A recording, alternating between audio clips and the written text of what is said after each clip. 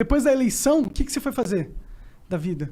Foi dar aula? Cara, você sabe uma coisa, uma curiosidade, assim, né? Até quando eu era ministro e prefeito, quando eu entrava num hotel que você tem que assinar aquela coisa toda, né? Sempre quando bota ali profissão, eu nunca botei o cargo que eu ocupava. Eu sempre botei professor. Porque é o que eu sou. O cargo que você está ocupando depende de alguém te convidar ou do povo te eleger. Sim. Agora, o que ninguém me tira é o fato de eu Dar aula. dar aula. Isso aí, alguém vai ter interesse em me contratar para dar aula. Dar aula do que exatamente? Sociologia? Cara, eu já dei aula de muita coisa, mas assim, hoje eu dou aula de ciência política. Ciência política. Eu sou professor de ciência política da USP. Legal. Mas já dei aula de economia, já dei aula de filosofia, já dei aula de direito. Porque foram as áreas que eu já estudei. Eu já estudei direito, economia, filosofia. Hoje eu estou na ciência política. Já dei aula de gestão pública. Não. Já dei aula de administração. Então, eu já dei aula de várias coisas. Mas hoje eu sou professor de ciência política da USP. Da Tô hora. voltando para lá. Legal. Tava no INSPER, tô voltando para a USP. É estranho você, tipo, você tá lá concorrendo a presidente, todo mundo vendo sua cara, um monte de panfleto, um monte de coisa, de repente acaba e você volta pra ser professor. Como que é receber as pessoas? É legal? Você vira, pô, o professor que é presidente. É diferente, né? Porque você não é qualquer professor no campus, eu imagino, né? Então, a política te dá muita visibilidade pública, né? Então você se torna, assim, entre aspas, uma personalidade pública, uma figura pública, Sim. como dizem hoje, né? E isso tem vantagens e desvantagens na sala de aula, né? A vantagem é que aguça a curiosidade, a moçada quer saber, pô, será que esse cara dá bom aula, mesmo? do que ele dá, o que ele sabe, o que ele não sabe. Então chama atenção por um lado. Por outro lado, assim, um professor, assim, né, é sempre um cara mais reservado, num certo sentido. Não no sentido de não interagir, mas de interagir num padrão que não é o padrão do político.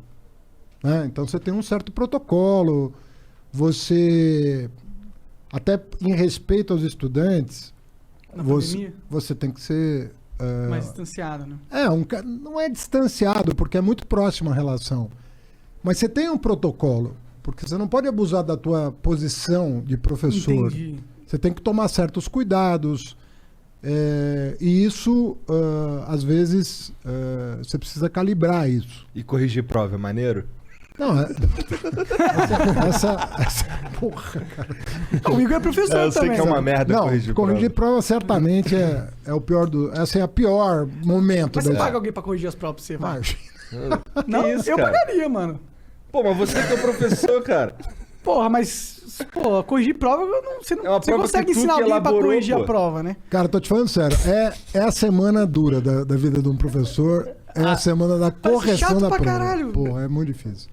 Mas, tipo, tem as Chato respostas pra tipo, você dá o gabarito pra alguém e fala, confere aí as provas, porra. Não é não? Não Não, necessariamente. quando é teste, tudo bem. Se for um A, escolhe múltipla Não, escolha. quando Mas é tem um teste, que é não- texto, dissertação de texto, aí você tem que ler Mas todos os você não vai dar textos. prova teste na Nossa. área de humanidades, por exemplo. É muito difícil uma prova teste, entendeu?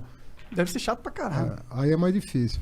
Na área de economia é possível você fazer uma prova teste.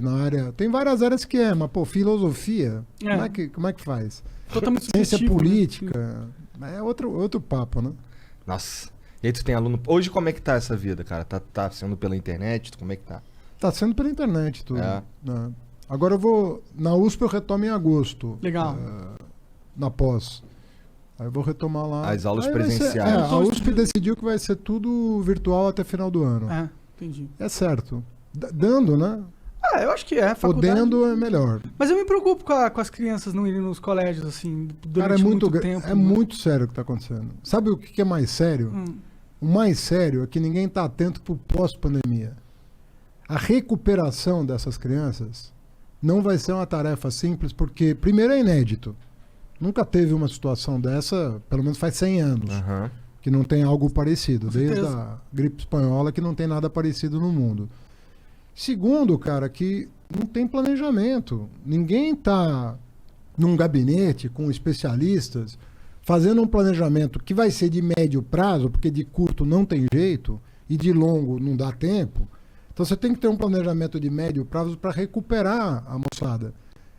Pô, uma coisa, puta, vai dar, é muito trabalho E assim, eu não tô vendo ninguém chamando a si a responsabilidade de, ó, eu vou tomar conta do barato aqui, entendeu? O lance Eu da vou tomar conta educação desse negócio. parece meio de lado, né? E não deveria. É óbvio que tá todo mundo pensando na saúde agora e no emprego, na renda. Sim, Claro, são o cara precisa fundamentais, comer né? Aham. e o cara precisa se viver. proteger. Exato.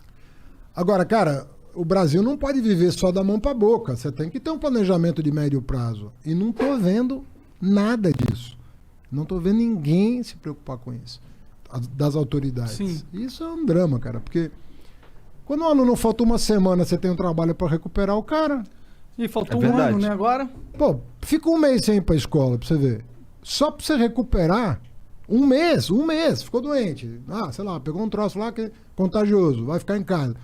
Um mês, você voltar pra dar um trampo pra você recuperar, imagina um ano.